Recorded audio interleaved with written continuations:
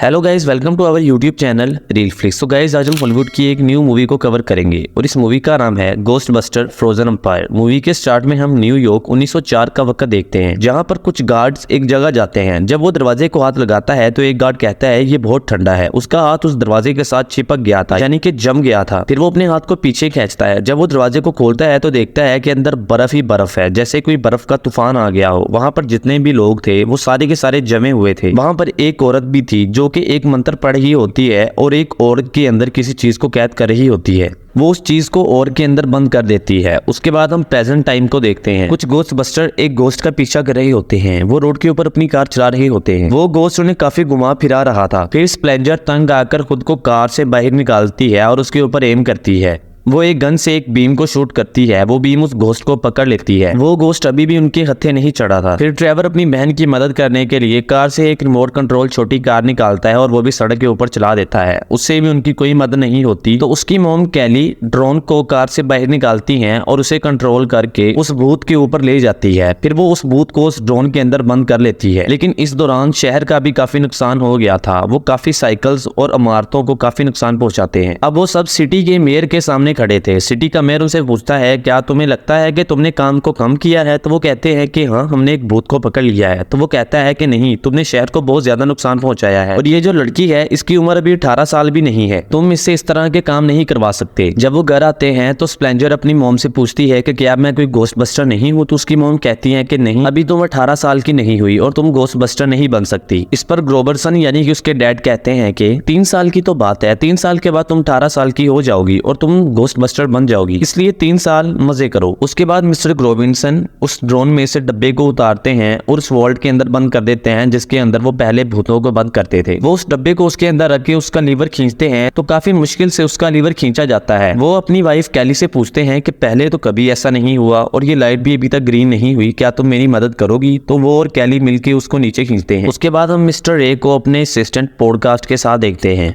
वो अपनी video shoot कर रहे होते हैं। वो कहते हैं कि आज हम फिर से लोगों की चीजों को चेक करेंगे और देखेंगे कि क्या इनमें कोई भूत है या नहीं। वहां पर एक बूढ़ी औरत आती है। वो एक घड़ी वहां पर रखती है और कहती है कि जब भी मैं कमरे में जाती हूँ तो इसके अंदर से टिक टिक की आवाज आने लग जाती है। मेरे हस्बैंड इसे काफी देर तक पहनते थे। ये शायद उनकी यादों के साथ जुड़ गई थी, इसलिए उनका भूत इसके अंदर कैद हो गया। इस पर मिस्टर रे कहते हैं कि ऐसा हो सकता है, अगर कोई भी चीज लंबे समय के लिए किसी के साथ जुड़ी हो तो उसका भूत उस चीज के अंदर कैद हो जाता है। फिर वो एक मशीन के साथ उस चीज को चेक करते हैं, लेकिन वो मशीन कोई रीडिंग नहीं देती। इस पर वो बूढ़ी औरत से कहते हैं कि इसके अंदर कोई भूत नहीं है। उसके बाद मिस्टर रे का असिस्टेंट पॉडकास्ट उस घड़ी को तोड़ देता है। इसी तरह वहां पर जितने भी लोग आए होते हैं वो उन सब की चीजों को तोड़कर उनका कूड़ा बना देता है। उसके बाद स्प्लेंजर मिस्टर रे की शॉप पर आती है। वो पॉडकास्ट के साथ नीचे बेसमेंट में जाती है। वो वहां पर छोटे छोटे गोस्ट को देखती है जो कि काफी क्यूट थे। फिर अचानक से वो सारे छुप जाते हैं। उसके बाद मिस्टर रे की दुकान पर एक आदमी आता है। वो कहता है कि मैंने सुना है कि आप नायाब चीजों को खरीदते हैं, तो ये और को खरीद लें, ये मेरी दादी का है और ये काफी नायाब भी है। उसके बाद मिस्टर रे उस और की चेकिंग करते हैं। वो इतनी हैवी रीडिंग देती है कि उनकी मशीन ही खराब हो जाती है। उसका इम्पैक्ट इतना हैवी था कि उसकी वजह से वॉल्ट के इर्द गिर्द वाली दीवार पर दरारें भी आ जाती हैं। उसके बाद मिस्टर ग्रोबिन्सन उस दीवार को एक प्रोफेशनल को दिखाते हैं। वो कहती है कि आपने इसके अंदर इतने भूत कैद किए कि अब ये ओवरफिल हो गया है, आपको इस वॉल्ट को जल्दी से खाली करना होगा। उसके बाद हम ट्रेवर को देखते हैं। उसकी छत से एक हरा सा लिक्विड नीचे आ रहा होता है। ट्रेवर फिर छत पर जाता है तो देखता है कि वहां पर एक भूत है। वो भूत वहां से भाग जाता है। तभी उनके घर का अलार्म भी बजता है कि उन्हें सिग्नल मिला था कि किसी भूत को पकड़ने जाना है। उसके बाद वो सारी फैमिली रेडी हो गई थी। स्प्लेंजर भी रेडी थी, लेकिन स्प्लेंजर जब नीचे आती है तो उसके डैड कहते हैं कि तुम हमारे साथ नहीं जा सकती, तुम्हारे ऊपर बैन लग गया है, जब तुम 18 की हो जाओगी तब तुम गोस्ट बस्टर बन पाओगी। ये सुनकर स्प्लेंजर काफी उदास हो जाती है। फिर वो सड़क के ऊपर चलती है। वो वहां पर चेस खेलना शुरू हो जाती है। वो अकेली ही चेस खेल रही थी, लेकिन तभी दूसरी तरफ से कोई चेस के पीस को उठाकर आगे करता है। फिर वो उसके साथ चेस खेलना शुरू हो जाती है। वो गोस्ट सामने आता है तो वो एक लड़की होती है। वो स्प्लेंजर से पूछती है कि तुम डरी क्यों नहीं? अगर कोई और होता तो वो डरकर भाग जाता है। स्प्लेंजर कहती है कि मेरी तो आदत बन चुकी है। फिर वो इकट्ठे चेस खेलना शुरू हो जाते हैं। स्प्लेंजर उससे हार जाती है। वो दोबारा से कहती है कि मेरे साथ दोबारा गेम लगाओ। अभी चेस की गेम चल ही रही होती है कि वो घोस्ट वहां से गायब हो जाता है। अगले दिन एक घोस्ट वार्ड स्पेशलिस्ट वहां पर आता है। वो उस दीवार को देखता है तो कहता है कि आप लोगों ने इसके अंदर इतने भूतों को कैद किया कि अब ये ओवर हो गई है, इसके अंदर थोड़ी सी भी जगह बाकी नहीं।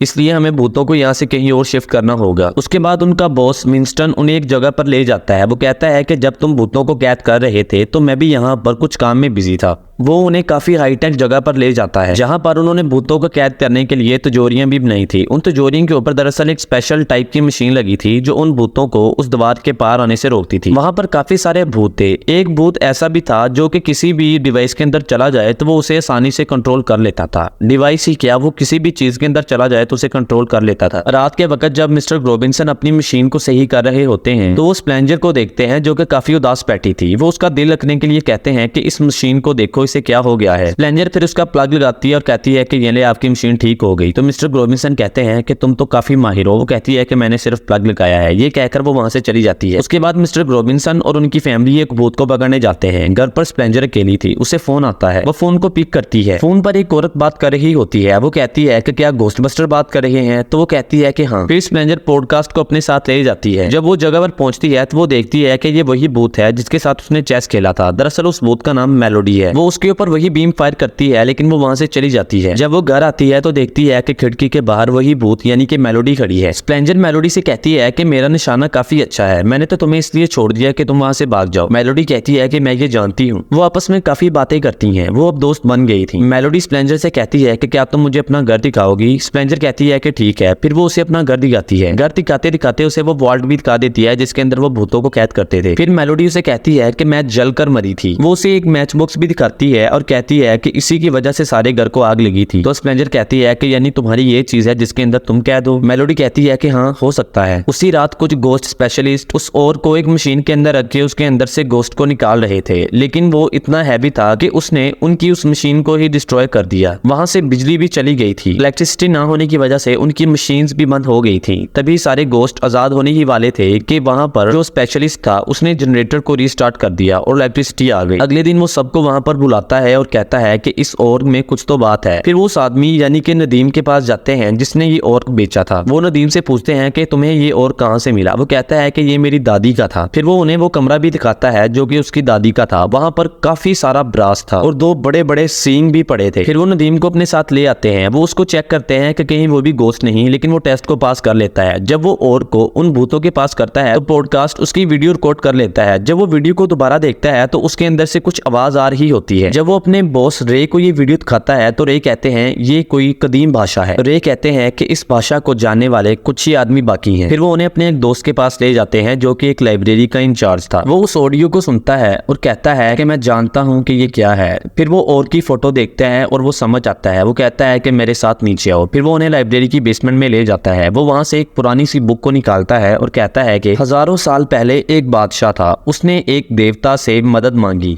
और पूरी दुनिया को फतह कर लिया। उस बादशाह को उस देवता के ऊपर शक हुआ कि ये मुझे धोखा देगा। फिर उसने अपने सिपाहियों से कहकर उस देवता को पकड़ लिया, उसके सींग तोड़ दिए और कुछ जादूगरों से कह के देवता को ब्रॉस की एक बॉल यानी कि उस ऑर्ब में बंद कर दिया जिसमें अब वो कैद है। 90s में वो ब्रॉस की बॉल चोरी हो गई। उन चोरों ने मिलकर मंत्र पढ़े और उसके अंदर से उसको बाहर निकाल लिया। तभी उस कमरे के अंदर सब जम गए, लेकिन वहां पर एक फायर फाइटर आई। उसने उसको फिर से ब्रॉस की बॉल में कैद कर दिया, यानी कि नदीम की दादी ने। वो उन्हें वो ऑडियो सुनाता है जिसके अंदर वो स्पेल था। तभी स्प्लेंजर की एक चीज से वही भूत बाहर निकलता है जो हर चीज को अपने वश में कर सकता है। वो उस ऑडियो को लेकर वहां से भाग जाता है। वो सारे उसका पीछा करते हैं। वो बाहर एक स्टैचू के पास जाकर छुप जाता है। वो स्टैचू दरअसल एक लाइन का था। फिर वो उस लाइन के स्टैचू को अपने काबू में करता है। लाइन का वो स्टैचू मिस्टर रे के ऊपर हमला करने ही वाला था कि मिस्टर रे स्पेंजर से कहते हैं कि मेरी बाइक के ऊपर जो बटन लग गया उसे जाकर दबाओ। वहां पर काफी सारे बटन थे। पॉडकास्ट उन सभी बटन को दबा देता है। तभी वहां से एक गन बाहर आती है। स्पेंजर उस गन के साथ उस शेर के ऊपर शूट करती है और उसे तोड़ देती है। स्पेंजर दोबारा से पुलिस के सामने पेश होती है। स्पेंजर पुलिस वाले से काफी बदतमीजी से बात करती है। पुलिस वाला कहता है कि अब बस बहुत हुआ, अब या तो तुम्हें अरेस्ट किया जाएगा या तुम तमीज के साथ बात करोगी। अगले सीन में हम देखते हैं कि उसे अरेस्ट कर लिया जाता है, यानी कि उसने उनकी बात नहीं मानी। उसके बाद सीन शिफ्ट होता है। हम देखते हैं कि रे नदीम के सामने बैठा था। वो नदीम से कहता है कि तुम्हारा खानदान एक फायर फाइटर था, यानी कि तुम भी अब एक फायर फाइटर हो। फिर वो वहां पर एक लाइटर को चलाते हैं और उसके सामने एक मोमबत्ती रख देते हैं। वो कहते हैं कि अब तुम इस लाइटर की आग से लाइटर को छुए बगैर इस कैंडल को जलाकर दिखाओ। वो काफी ट्राई करता है लेकिन उससे सिर्फ वो फायर मूव ही होती है।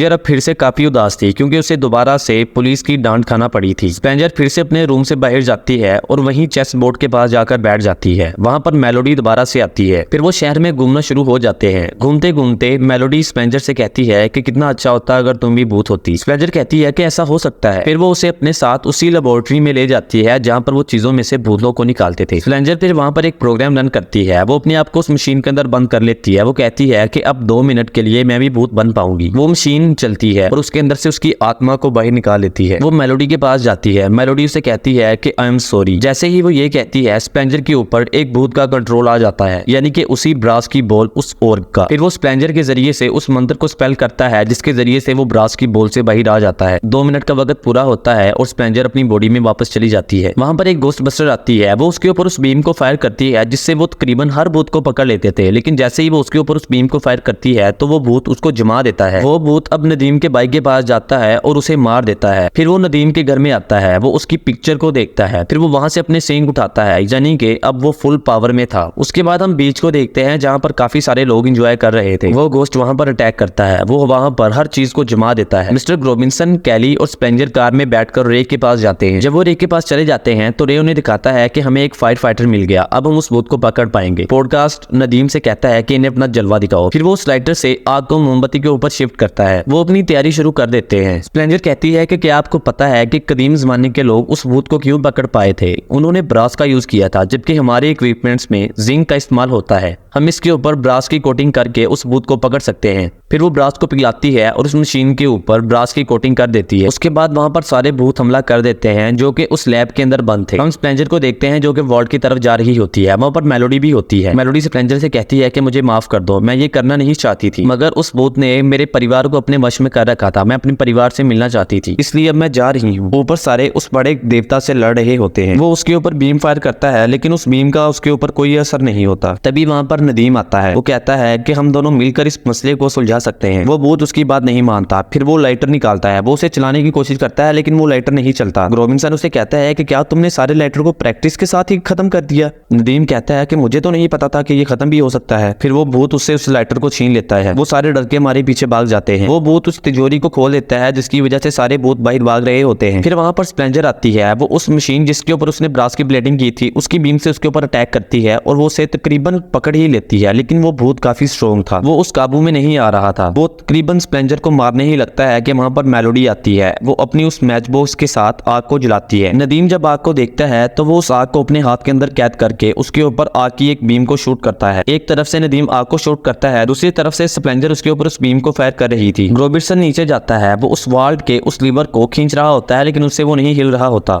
वो कहता है कि इस वॉल्ट के लीवर को खींच के हम इस भूत को इसके अंदर बंद कर सकते हैं। फिर वो सारे एक साथ मिलकर उस लीवर को नीचे खींचते हैं, जिसकी वजह से वो भूत उसके अंदर कैद हो जाता है। मेलोडी फिर स्पेंजर से कहती है कि मुझे मेरा परिवार नहीं मिला, इस भूत ने मेरे साथ धोखा किया। जब वो घर से बाहर आते हैं तो देखते हैं कि वहां पर काफी सारे लोग उनको चीयर करने के लिए खड़े थे। मेयर भी वहां पर थे। अब वो भी उनको सपोर्ट कर रहे थे। सारे ही खुश थे। इसी के साथ मूवी का एंड होता है। उम्मीद है कि आपको ये वीडियो अच्छी लगी होगी। अगर ये वीडियो अच्छी लगी है तो वीडियो को लाइक करें, चैनल को सब्सक्राइब करें और कमेंट बॉक्स में अपनी राय के इज़हार जरूर करें।